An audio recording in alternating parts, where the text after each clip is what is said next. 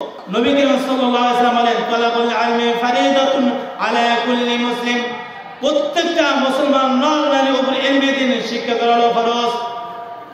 কতটুকু ফরজ? আপনি প্রশ্ন করতে পারেন যে হুজুর কতটুকু ফরজ? শুনেন, আলেম হওয়া ফরজ না, হাফেজ হওয়া ফরজ না, মুফতি মুহাদ্দিস মুফাসসির হওয়া ফরজ না, কিন্তু আপনার আমার দুনিয়াতে চলতে গিয়ে যেটুকু প্রয়োজন সেটুকু ইলমে দ্বীন শিক্ষা করা ফরজ।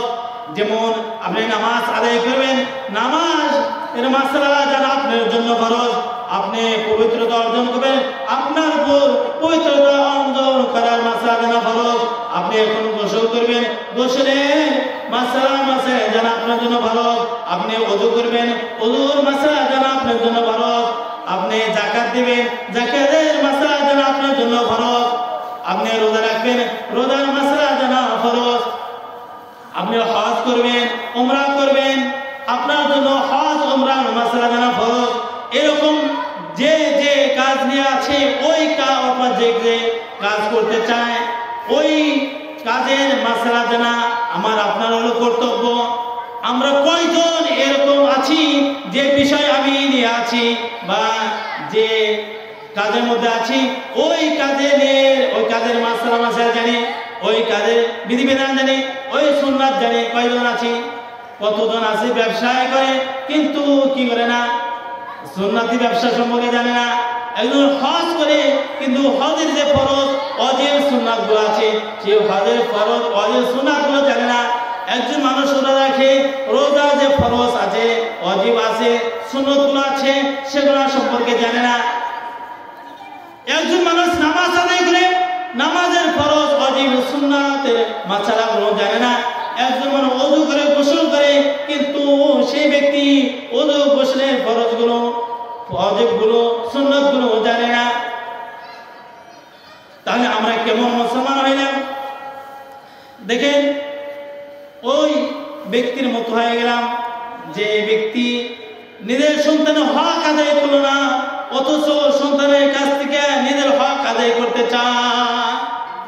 এমনি ভালো অবস্থায় যে থাকে কিন্তু আমরা সন্তানরা পিতা মাতার হক আদায় করতে চাই না, ভাইয়ের হক আদায় করতে চাই না।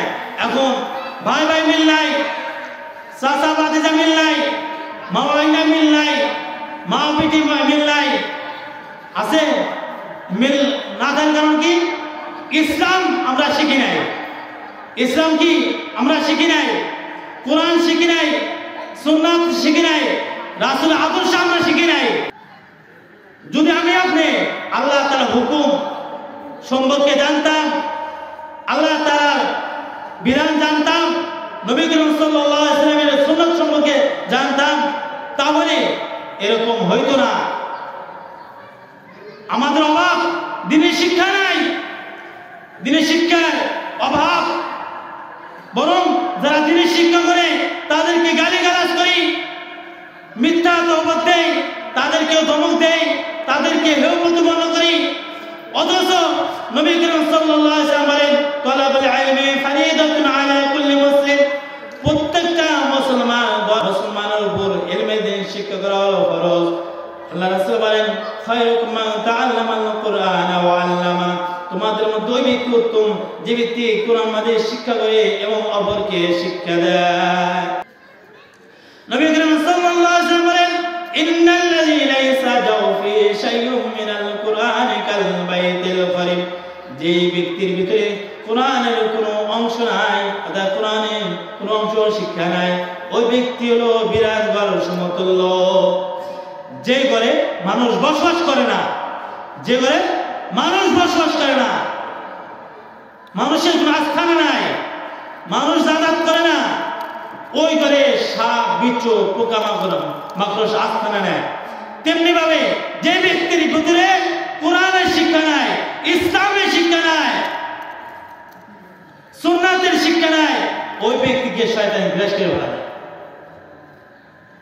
আমরা তো কোরআন শিক্ষা অর্জন করি না, ইসলাম শিক্ষা অর্জন করি না। আগে তো ফেসবুক ছিল না, ইউটিউব ছিল না, টিকটক ছিল না। এখন যে মোবাইল আছে, এই মোবাইলের মধ্যে ভালো কিছু আছে, আছে কিনা? এমন কোন জিনিস নাই যে ফেসবুকের মধ্যে এই টিকটকের মধ্যে, ইউটিউবের মধ্যে, গুগলের মধ্যে পাওয়া যাবে না। আপনি লিখে সার্চ দেন, যাচাই করে পাওয়া যায় কিনা। এখন তো শেখা সহজ।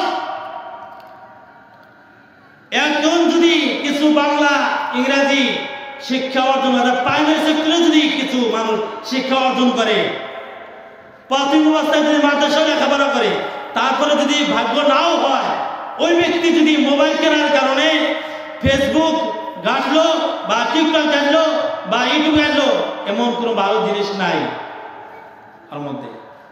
কিন্তু আমরা সেই মোবাইল কেনার কারণে এমনভাবে ব্যবহার করি যে গান বাজনা শুনি, নাচ দেখি এবং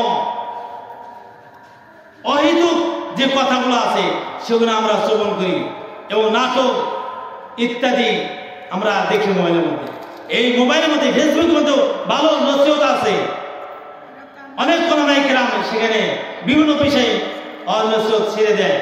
গজল আছে, কোরআন তেলাওয়াত আছে, ইসলামী শিক্ষার কথা আছে। আপনি দেখেন এই মোবাইলের মধ্যে অনেক কিছু আছে, আমি যেভাবে ব্যবহার করবো সেভাবে ব্যবহার হবে। আমি শুধু মোবাইলের কথা বাদ দিলাম, আমার কথা বলি, আমি যেভাবে ব্যবহার হবো সেভাবে ব্যবহার হবে। আমি যদি মিথ্যা কথা বলি, মিথ্যা মিশ্রণে চলি, তাহলে আমার মধ্যে, আমার বডির মাধ্যমে মিথ্যা কথাই বের হবে। আমি যদি ওয়াজ মাহফিলে যাই, ভালো কথা বের হবে, হবে কিনা? আমি যদি আলেমদের সাথে মেলামেশা করি, তাহলে কি ভালো কথা বের হবে?